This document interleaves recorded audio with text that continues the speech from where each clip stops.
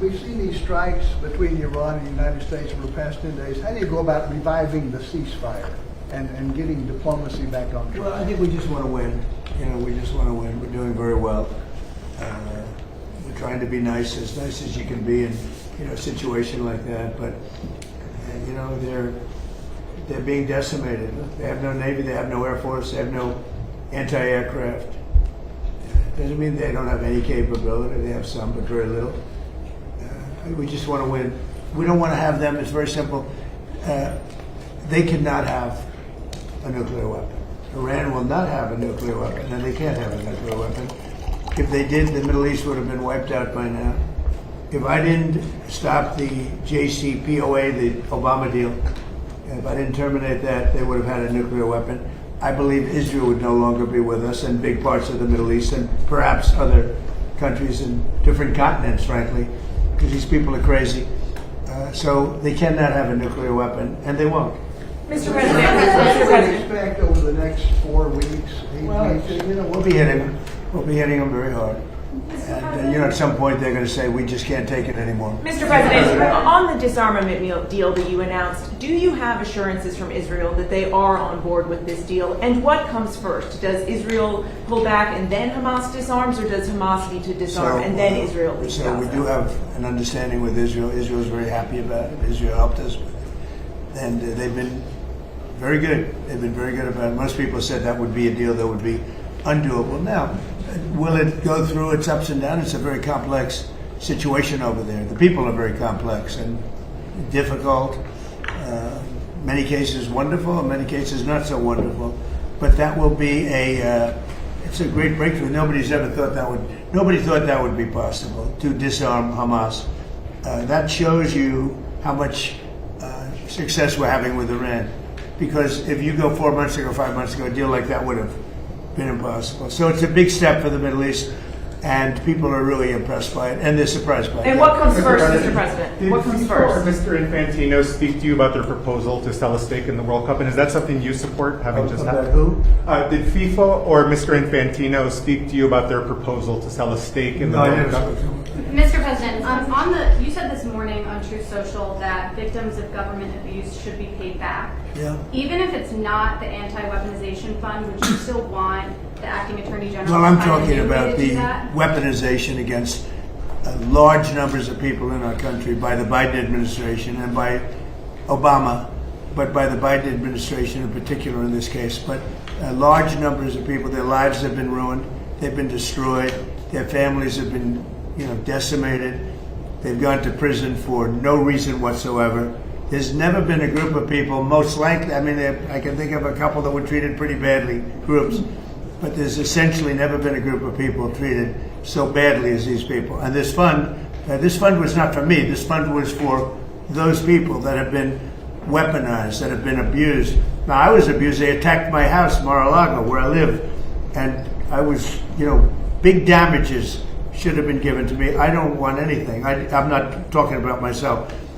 I think that there's a group of people in this country, history will show, that were treated like nobody else has ever been treated. So badly, so horribly. Their families have been ruined. Many, many suicides. They've committed suicide.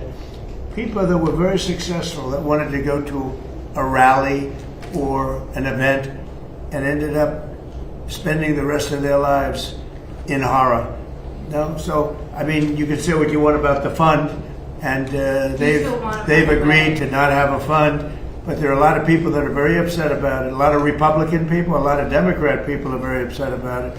A lot of people were covered. I wasn't covered by that fund. I don't want to be covered by the fund. I probably was abused more than anybody in the history of our country. But I wasn't looking for that. But there were a lot of people. And I'll tell you something. Todd Blanche is a very, very good man. And he shouldn't be in the middle of this. He should get approved, because you will never get anybody like him. You're never going to get anybody. And to make him a pawn in this whole thing, this is being done by a senator. And I don't really blame him, to be honest with you. I endorsed his opponent. And as soon as I endorsed his opponent went through the roof, and he won the primary election in Texas for Senate.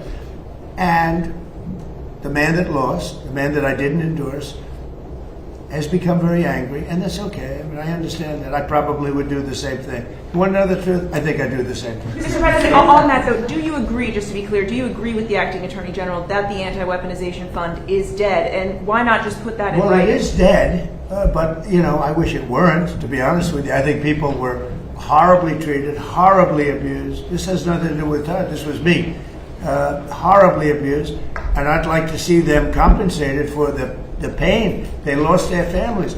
They committed suicide. Many people committed suicide.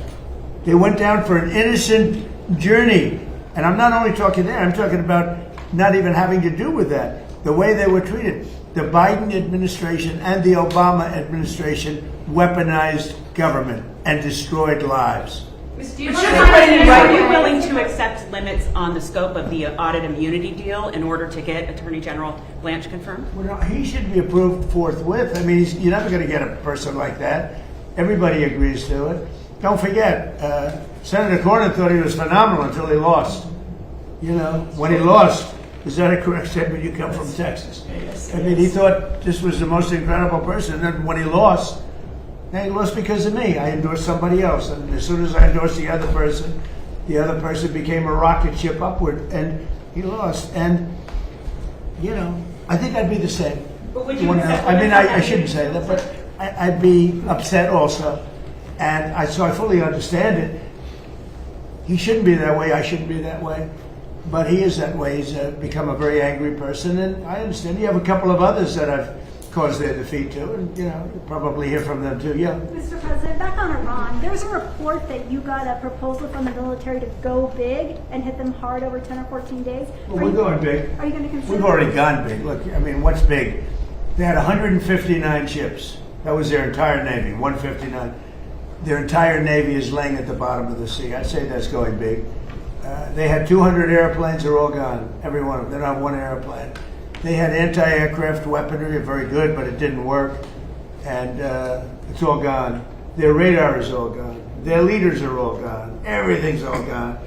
But they'll fight onward.